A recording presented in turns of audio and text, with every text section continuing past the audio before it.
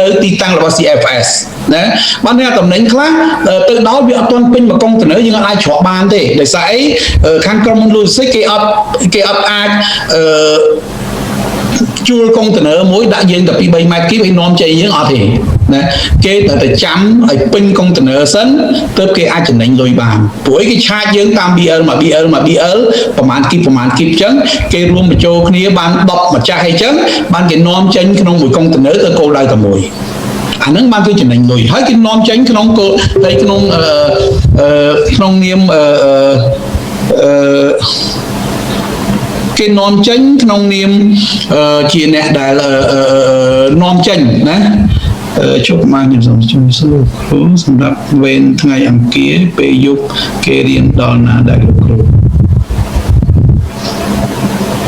សម្រាប់ថ្ងៃអង្គារគេចូលទៅដល់ម៉ូឌូលទី2ហើយណាចេះអានយើងក៏ថ្ងៃហ្នឹងក៏យើងអាចចូលដល់ម៉ូឌូលទី2ដែរណាយើងថ្ងៃហ្នឹងយើងចូលដល់ម៉ូឌូលទី2ដូចគ្នាទេថ្ងៃហ្នឹងណាអ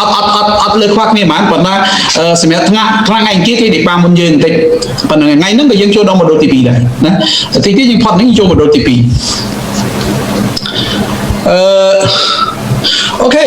នៅពេលទៅដល់ទីតាំង CFA តំណែងត្រូវបានដាក់ចុះនិងទទួលណាតំណែងបានដាក់ចុះស្ថិតនៅក្រោមការធ្វើបែបបត់នាំចេញរបស់គយណាដូចខ្ញុំបញ្ជាក់អញ្ចឹងក្រុមហ៊ុន logistics ក៏អត់អាចដឹកឲ្យយើងតែ2ម៉ែត្រគីបមួយកុងតឺន័រអាហ្នឹងគឺគាត់អត់ធ្វើយ៉ាងនេះ